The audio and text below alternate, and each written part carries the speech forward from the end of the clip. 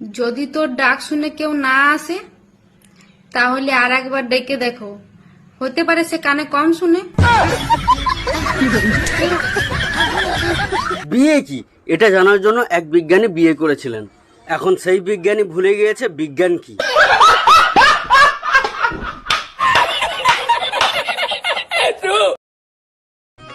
এবারে জামাই ষষ্ঠীতেও কেক কাটা দেখলাম, এখন শুধু শ্রাদ্ধ বাড়িতেই কেক কাটা দেখতে বাকি। মায়ের বোন যদি মাসি হয় তাহলে বাবার বোন নিশ্চয়ই বাসি।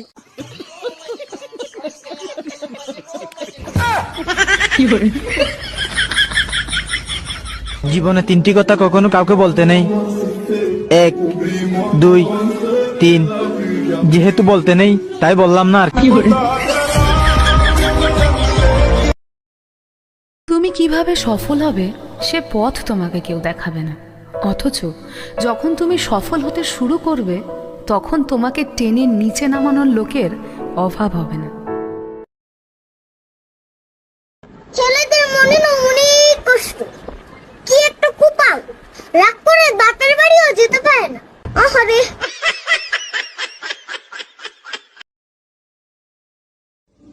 আমাকে টাকার গরম দেখিও না, আমি বাড়ির বড় মেয়ে, শ্বশুরের একটা মাত্র বৌমা আমি, আমার স্বামীর একমাত্র বউ আমি। সবার টাকা আমি বসে বসে গুনি, তারপর ফেরত দিয়ে দিই। যাদের চেহারার মিল আছে তারা ভাই বোন, যাদের চিন্তাধারা মিল আছে তারা হলো বন্ধু, আর যাদের কিছুতেই মিল নাই তারা হলো স্বামী স্ত্রী।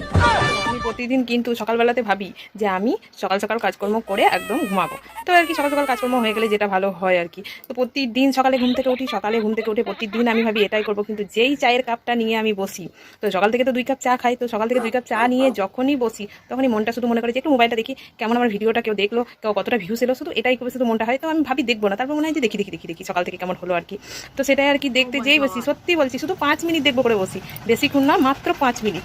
তো 5 মিনিট তো মা কাসাম সত্যি বলছি 5 মিনিট কি করে যে আমার 2 ঘন্টা হয়ে যায় সেটা আমি নিজেই বুঝতে পারি না। বাড়ির লোক এত আমাকে বকে, সারাদিন শুধু মোবাইল।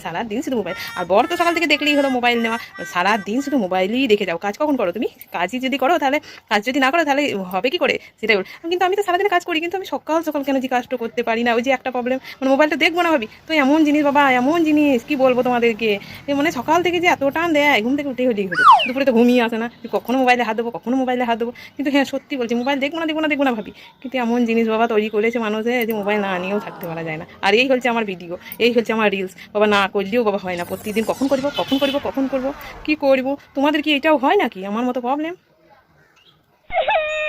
অলস হতে পারি, কিন্তু পাশের বাড়ি ঝগড়া হলে একটাও পয়েন্ট মিস করি না, ফ্যান অফ করে শুনি।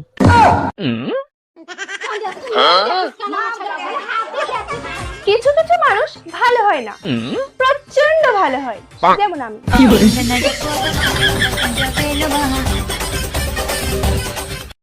তোমাদেরকে একটা সত্যি কথা বলি, তুমি যতই রূপবতী হও কিন্তু তুমি রূপবতী নও, আর তুমি যতই গুণবতী হও কিন্তু তুমি গুণবতী নও। সেটা কিন্তু বাড়ির লোকেই বোঝে। পাশের বাড়ির বউ কিন্তু রূপবতী নয় কিন্তু রূপবতী, পাশের বাড়ির বৌদি কিন্তু গুণবতী নয় কিন্তু গুণবতী।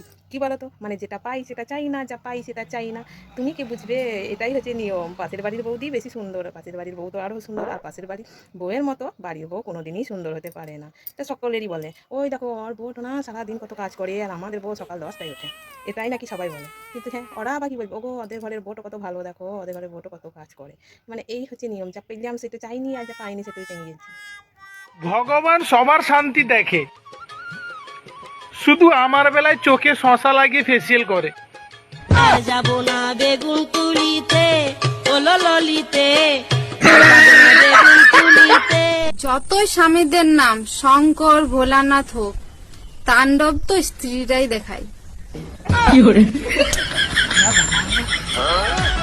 যতই তুমি ইংরেজি শেখো না কেন, সেই পেটুনি পড়লে মা গো বাবা গো বলতেই হবে।